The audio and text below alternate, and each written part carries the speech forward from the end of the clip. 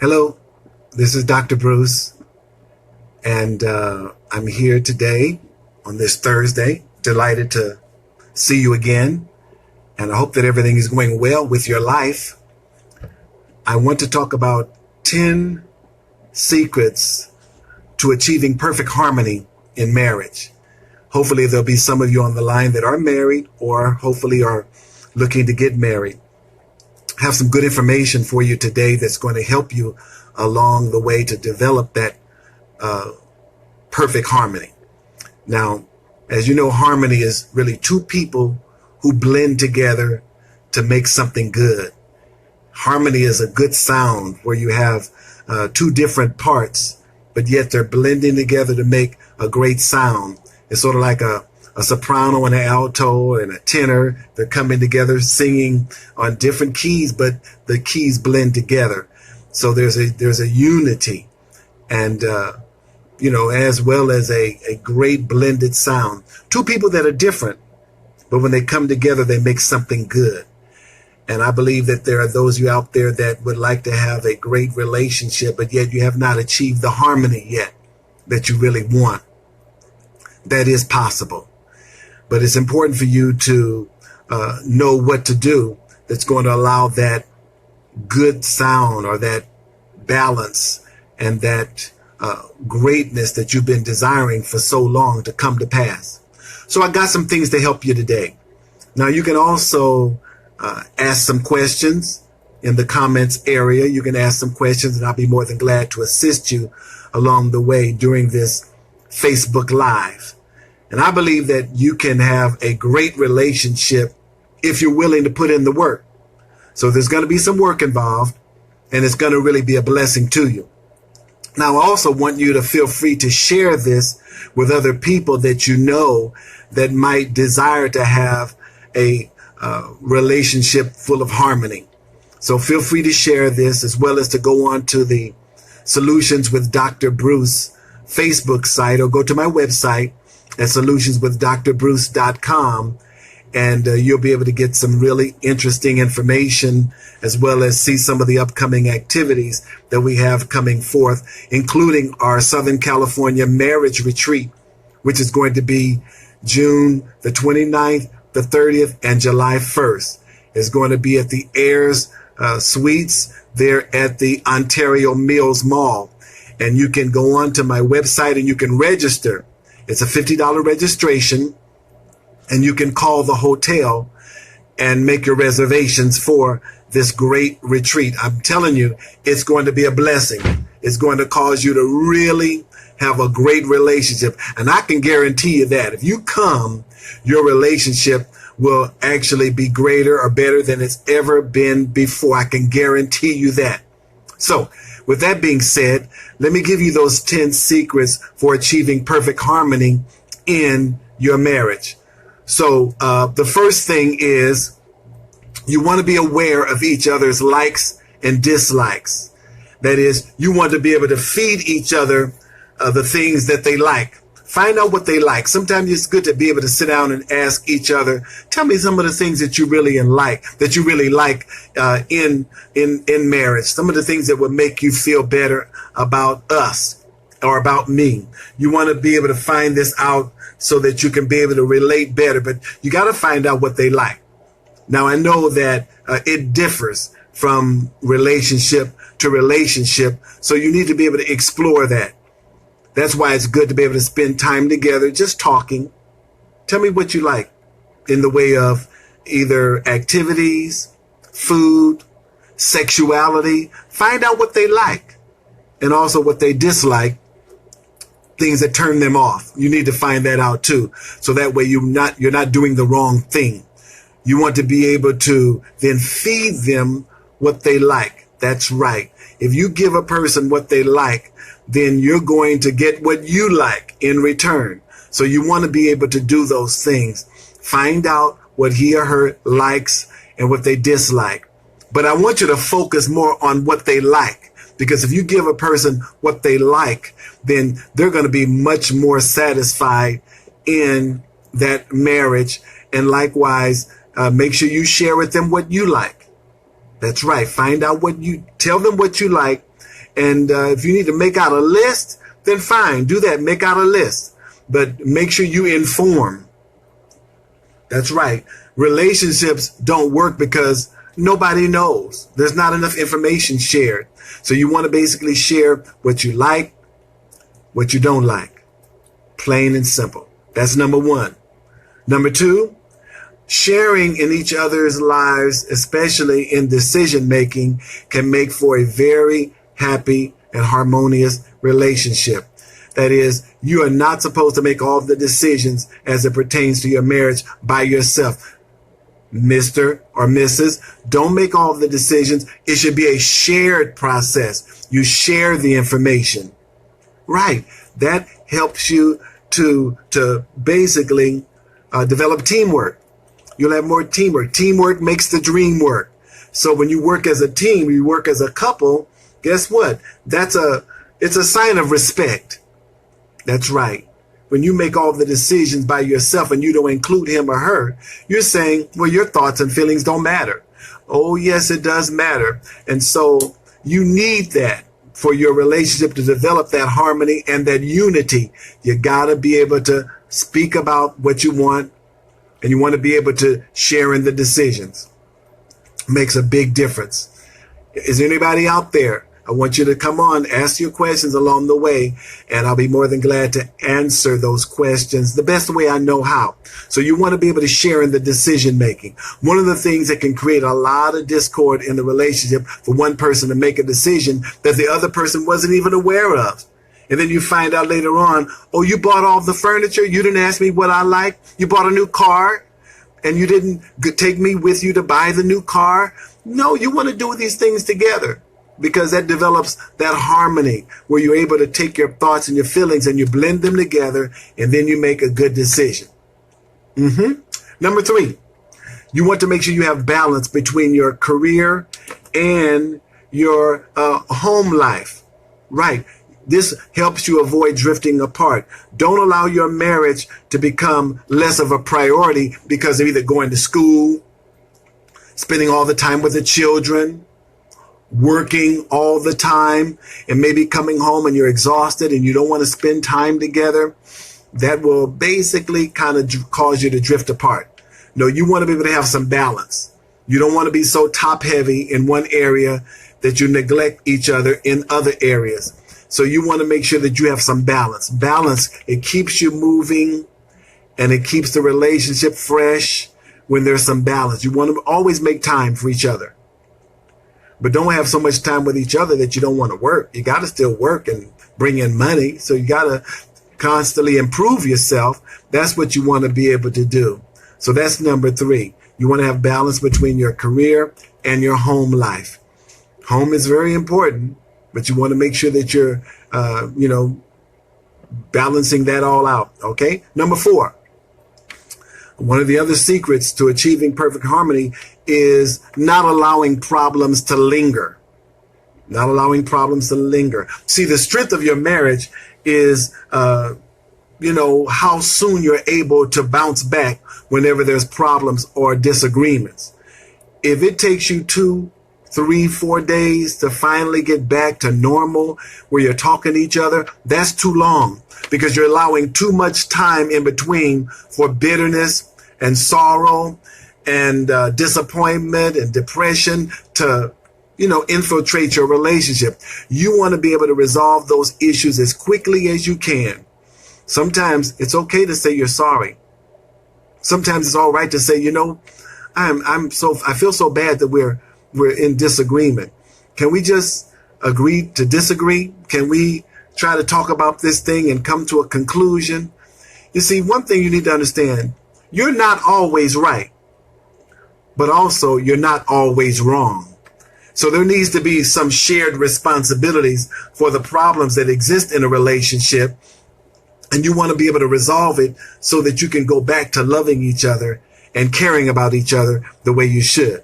That's number 4. Number 5, in terms of achieving perfect harmony in your relationship, is agreeing on money matters and sticking with it. I'll say that again. You want to agree on money matters and stick with it.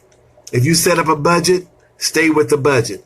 If you're reducing your spending, then reduce your spending. Don't try to buy things on the side and try to hide it from each other. No, you need to be honest about those things that are going to be a part of your budget.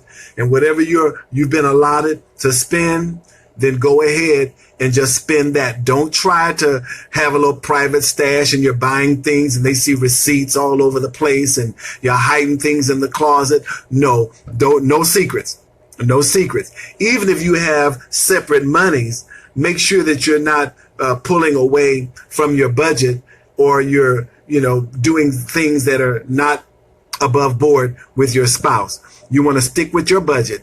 Maybe your budget is, only spending so much money aside or by yourself, even out of your own private funds. Don't overspend, because then what you're going to do is you're going to interfere with monies that you could have used for something if something more critical comes up and you need to spend that money. So, and you may even need to see a wealth manager, someone to help you to agree on maybe a budget. Maybe you can't agree on how you spend your money, whether you have separate accounts, whether you have a collective pool of your funds. Maybe you can never agree on that. So I highly suggest, if you're having difficulties coming to a decision on how monies ought to be spent, see a wealth manager, and they can help you in that area. So that's number 6. Number 5, excuse me. Number 6 is knowing your partner's values. If you want to achieve perfect harmony, you got to know what your spouse values and share with them what's important and valuable to you. Maybe sexuality is one of the things that you value, and maybe your spouse doesn't think about sex that much and feel like, it's not that important to them. But they need to know what's important to you, and you need to know what's important to them. Maybe it's important for them that you all spend time together talking, and maybe you don't like to talk that much. Well, see, there's got to be some balance there. So if you know what your spouse values, then focus on attending to those values. And at the same time, share with him or her what's valuable to you, so that you'll be able to get the attention that you need. You don't ever want to feel like your values are being discarded or disrespected. You need to find that out. Sometimes you need to just sit down and say, tell me what's really valuable to you. Tell me what's really important to you, because I want to be able to know, so that I can attend to those values and respect those values that you have. So you want to make sure that you talk about what's valuable to you. And sometimes you may be in a young relationship and you don't really know. So share those things. Share what was valuable to you growing up, and what you really need in your relationship that expresses your values. Maybe it's very valuable to you that you worship the Lord, and that you worship together. Maybe that's important, that you worship together. You need to express that. And if that's not being valued in your relationship, then that's going to be one of those potential deal breakers, shall I say, a deal breaker that can hinder you in your relationship with each other. Number 7, which ties in with number 6, is respecting each other's opinions. That's right. You may not like his or her opinion, but they have a right to their decision. And so it also shows that you acknowledge feedback and the contribution that your partner brings to the conversation that you have. Listen, when you don't respect each other's opinion, you're really telling the other person that what they think or say doesn't matter that much to you. So you want to make sure that you listen and share feedback with him or her, and listen to what they say, because they may say some things that can contribute to a healthy relationship. You want to make sure you have that. And sometimes you need to know what the other person thinks or feels about certain things, because it's going to give you some needed clues as to how you can relate to them better. So number 7 is respecting each other's opinion. Number 8, in working towards having a harmonious marriage, is treating each other with care and respect. Oh, that's very important. And so this is a great way of putting your love into practice, is to show how much you care. Remember the saying, people don't care how much you know, until they know how much you care. So you want to make sure that you take time to demonstrate care and respect. How do you do that? You know, you heard it's important that you value each other's opinion and you know their values. And so you want to start demonstrating that to each other. And so it may be important to be able to attend to a person in your relationship that may be ill. And they need to know that you care enough by them by attending to them. Is there anything you need? Can I make you dinner? Can I massage your back? Do you need me to make your bath water?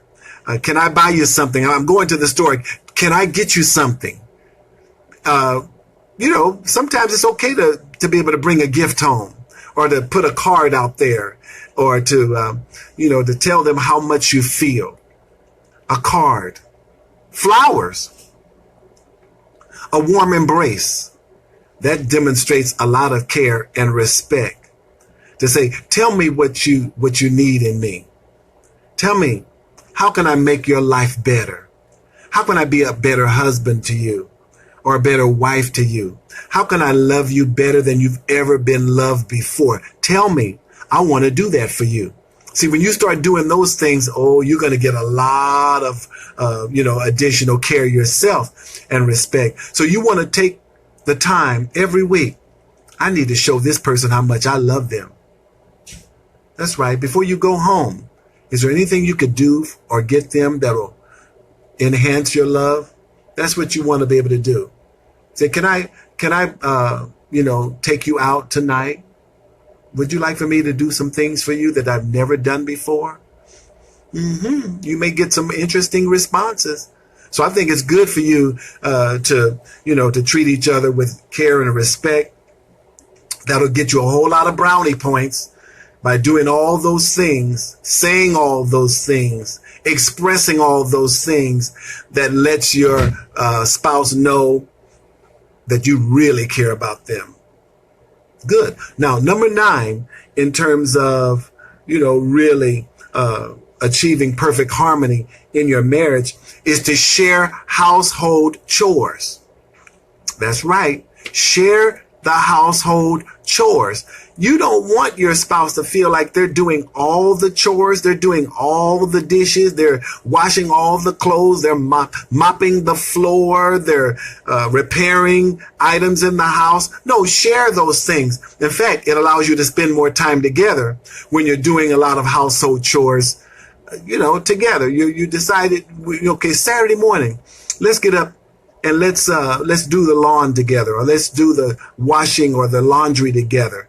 Let's clean up the house. That way we'll have more time to spend with each other in other areas of our lives, because we can spend time taking care of these chores so we can spend more time playing or going to the mall or going bike riding, taking that day trip because we worked on things in the household together. And see, nothing brings you closer together than sharing. Even sharing in some of the responsibilities. That's really good because you can engage in some interesting discussions and share your thoughts when you're doing chores together because it gives you more relaxed time. It can be a very calming thing for your relationship when you start doing things together, and you can maybe talk about things that you've never talked about before because you decided that, you're going to do these chores. And so I think that's great. And it's good to have some household projects that you can work on together because it frees you up to really enjoy each other. Because remember, you're together to build a life together. And chores are a part of building your life together. So that's what you want to do more of. And finally, the 10th secret in achieving perfect harmony in your relationship is allowing each other time alone. Allowing each other time alone. In essence, it's very appropriate to have interests that are different from your spouse. It's okay because maybe one person likes to go bike riding with their other friends, and maybe you don't like bike riding. So allow them to go bike riding, and then you do some of the things that you like to do. Maybe you like to knit. Maybe you like to go mountain climbing, maybe you like to snorkel, or maybe you like to work on research papers, but you need time alone just so you can attend to some of the things that you like to do. And then you can also be able to come together and share some of those interests that you have that are different. Sometimes you need just time alone to decompress, just to clear your head and to be able to relax all by yourself so that you can be able to come back together and have some unique times together. Doesn't mean that I want to be away from my spouse. I don't want to be in their presence. No, what you do need, you need time to, to be who you are and to enjoy it. And then be able to have time that you can spend together and enjoy those things that you like to do together. Remember, you are two different people that are coming together and sharing your lives. But don't ever think that it's a bad thing to need some time alone. I encourage my wife to go and spend time with her girlfriends. And I enjoy spending time with some of my guy friends and going fishing and maybe going bowling or just hanging out and just talking together. And that way you're able to still be yourself and be happily married. I think that's very essential and very necessary for a happy marriage. I don't want to just be married. I want to be happily married. I want to have a great time with my spouse. And so I just want you to remember those 10 things that will achieve perfect harmony in your relationship. Let me repeat them. 1, awareness of each other's likes and dislikes, sharing and decision making, having a balance between your career and home life, not allowing problems to linger, agreeing on muddy matters and sticking with it. Number 6, knowing your partner's values. 7, respecting each other's opinions. 8, treating each other with care and respect. 9, sharing household chores. And 10, allowing each other time alone. I hope this has been helpful for you. And like I said before, feel free to go onto my website, solutionswithdrbruce.com, and look at some of the interesting things that we have there. I hope this has been helpful for you. And remember, I want you to sign up to attend the Southern California Marriage Retreat.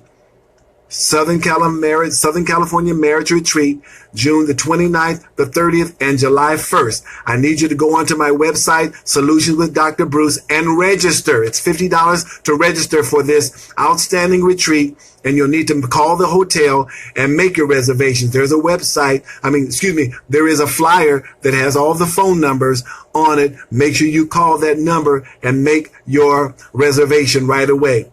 So I want to thank you for your time. This is Dr. Bruce, and I want you to have a great day, have a great marriage, and God bless you. Bye-bye.